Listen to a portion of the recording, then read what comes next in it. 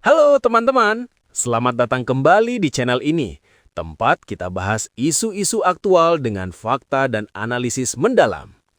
Hari ini, kita akan ngobrolin sesuatu yang bikin bangga sekaligus bikin mikir, keamanan Indonesia di mata dunia.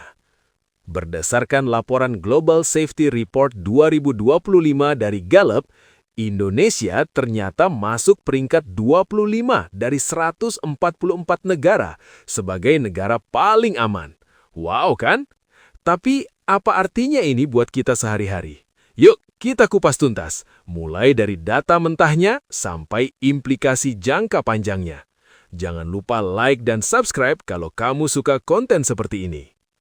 Pertama-tama, mari kita lihat data utamanya. Laporan ini didasarkan pada survei besar-besaran terhadap 145.000 orang dewasa di 144 negara sepanjang 2024. Hasilnya, sebanyak 83% warga Indonesia merasa aman berjalan sendirian di malam hari. Ini menempatkan kita di posisi ke-25 secara global. Bayangin, lebih aman dari banyak negara maju. Bahkan, skor Law and Order Index kita mencapai 89 dari 100, yang bikin Indonesia peringkat ke-19 dunia, mengungguli Jepang 86 dan Amerika Serikat 84. Artinya, kepercayaan masyarakat terhadap polisi tinggi, pengalaman kejahatan seperti pencurian atau kekerasan rendah, dan rasa aman di lingkungan sehari-hari lagi di level top. Di Asia Tenggara, kita bahkan lebih keren lagi. Indonesia duduk di posisi ketiga setelah Singapura, 98% peringkat 1 dunia, dan Vietnam, sekitar 88% peringkat 16. Di bawah kita ada Thailand, Filipina, Malaysia, dan lain-lain. Kenapa bisa begini? Faktor utamanya adalah stabilitas politik kita yang solid, kebijakan luar negeri bebas aktif ala Indonesia yang netral tapi aktif di kancah internasional bikin kita terhindar dari konflik eksternal. Ingat, kita punya hubungan baik dengan AS, China, Rusia, dan negara-negara tetangga yang mengurangi ancaman seperti terorisme atau invasi. Tapi, keberhasilan ini nggak datang begitu saja. Mari kita breakdown faktor-faktor pendukungnya lebih dalam. Pertama, stabilitas sosial dan ekonomi. Di era pasca pandemi, pemerintah Indonesia berhasil menekan angka pengangguran dan inflasi yang secara langsung mengurangi kejahatan jalanan. Misalnya, program seperti Kartu Prakerja dan Bantuan Sosial BLT telah membantu jutaan orang, bikin masyarakat lebih stabil. Kedua, upaya penegakan hukum. Polri dan BNPT, Badan Nasional Penanggulangan Terorisme, telah sukses menangani isu radikalisme dan kejahatan terorganisir. Contohnya, operasi anti-teror di Poso atau penindakan narkoba di perbatasan yang bikin angka kejahatan turun drastis. Lebih luas lagi, laporan ini juga ngomongin tentang persepsi masyarakat. Kebanyakan orang Indonesia puas dengan keamanan dari kejahatan jalanan, tapi ada catatan soal keamanan digital.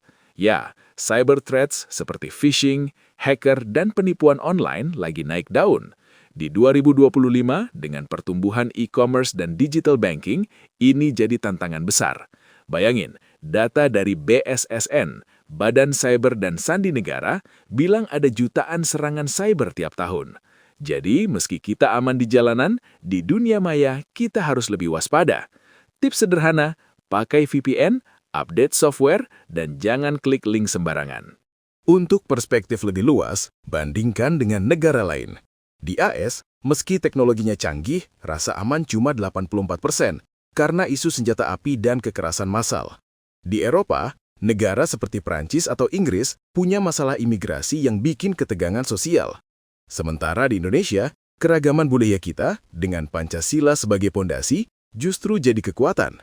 Tapi jangan lupa, ada daerah-daerah seperti Papua atau Aceh yang masih punya isu konflik lokal. Di sini, pemerintah perlu terus dorong dialog dan pembangunan merata. Nggak cuma Gallup, lihat juga Global Peace Index 2025 dari Institute for Economics and Peace. Indonesia peringkat 49 dunia dengan skor 1.786 yang mencakup aspek lebih luas seperti konflik bersenjata, militerisasi, dan kekerasan masyarakat. Ini beda fokus dari Gallup yang lebih ke persepsi pribadi. Artinya, Meski kita aman secara harian, ada ruang untuk perbaikan di level nasional, seperti mengurangi pengeluaran militer atau menyelesaikan isu separatisme. Sekarang, giliran kamu. Kamu merasa aman di Indonesia? Share pengalamanmu di komentar bawah. Apakah malam hari di kota kamu aman? Atau ada cerita seru soal kejahatan siber? Kalau kamu setuju dengan laporan ini, like videonya. Dan kalau penasaran dengan topik serupa, seperti ekonomi Indonesia 2026 atau wisata aman di Bali, komen ya, biar kita bikin video selanjutnya. Tapi, bagaimana jika Perang Dunia Ketiga benar-benar terjadi? Baik teman-teman, setelah kita bahas betapa aman dan stabilnya Indonesia di mata dunia tahun 2025, sekarang mari kita hadapi sisi gelapnya. Banyak yang bertanya, kalau Perang Dunia Ketiga benar-benar pecah, gimana nasib kita di sini? Terutama dengan situasi panas sekarang. Rusia masih berperang di Ukraina, AS baru saja intervensi di Venezuela, ketegangan Iran-Israel, dan yang terbaru, ambisi Trump atas Greenland yang bikin NATO sendiri mulai retak. Wow, dunia lagi di ujung tanduk banget ya. Pertama, mari kita jujur, Indonesia hampir pasti tetap netral. Kebijakan luar negeri bebas aktif kita sejak era Soekarno sampai sekarang, termasuk di era Presiden Prabowo, membuat kita tidak terikat dengan blok manapun. Prabowo sendiri pernah bilang secara tegas, meskipun kita tidak ikut perang, dampaknya tetap akan sampai ke sini, terutama kalau konfliknya melibatkan senjata nuklir. Bahkan, mantan Presiden SBY juga sudah angkat bicara, memperingatkan resiko Perang Dunia Ketiga karena ketegangan geopolitik yang semakin memanas. Jadi, apa dampak nyata yang mungkin kita rasakan di Indonesia? Nomor 1, ekonomi bakal terpukul keras. Bayangkan kalau jalur perdagangan global terganggu, Selat Malaka yang kita kuasai bisa jadi zona rawan. Harga minyak dunia melonjak gila-gilaan karena konflik di Timur Tengah atau Venezuela. Inflasi naik, harga BBM, makanan impor, bahkan pupuk untuk petani kita ikut melambung. Ekspor kita seperti nikel, sawit, batu bara ke Eropa dan AS bisa terhambat sanksi atau blokade. Investasi asing kabur, pertumbuhan ekonomi yang lagi bagus bisa ambruk jadi resesi. Banyak analis bilang, Indonesia bisa kehilangan momentum jadi ekonomi besar kalau perang berlarut-larut. Nomor 2, keamanan cyber dan rantai pasok. Perang modern nggak cuma bom dan tank, tapi juga serangan hacker massal. Kalau Rusia, AS atau China saling serang di dunia maya, bank kita, PLN, bahkan aplikasi Gojek atau Tokopedia bisa down. Bayangin, antrean panjang di ATM, listrik padam berhari-hari atau data pribadi kita bocor. Indonesia sudah punya BSSN yang tangguh, tapi skala perang dunia bakal jauh lebih brutal. Nomor 3, dampak sosial dan kemanusiaan. Bisa ada gelombang pengungsi dari negara tetangga atau bahkan dari konflik jauh. Ditambah kalau ada musim dingin nuklir, meski kecil kemungkinannya, suhu global turun, panen gagal, harga beras naik tajam. Di dalam negeri, keresahan sosial bisa muncul, demo besar-besaran karena ekonomi susah, atau konflik horizontal di daerah yang rawan. Tapi positifnya, keragaman dan Pancasila kita bisa jadi kekuatan untuk tetap solid.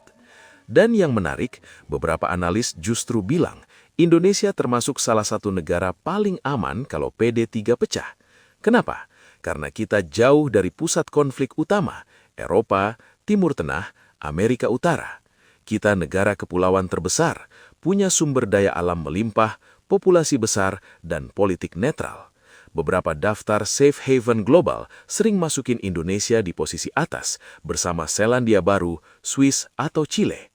Tapi ingat ya, aman relatif, nggak ada yang benar-benar kebal dari krisis global. Jadi, apa pesan utamanya? Indonesia punya posisi bagus untuk bertahan, tapi kita harus siap. Pemerintah perlu perkuat cadangan pangan, energi, diversifikasi ekonomi, tingkatkan ketahanan cyber, dan terus diplomasi aktif di ASEAN, G20, atau OKI, supaya suara kita didengar. Dan buat kita sebagai warga, mulai dari hal kecil, punya tabungan darurat, stok makanan dasar, belajar skill digital security, dan yang paling penting, tetap tenang, jangan panic buying atau sebarkan hoaks. Teman-teman, dunia lagi tegang, Tapi sejarah membuktikan diplomasi dan kewaspadaan bisa mencegah yang terburuk. Semoga konflik ini berakhir damai dan Indonesia terus jadi oase stabilitas di tengah badai global.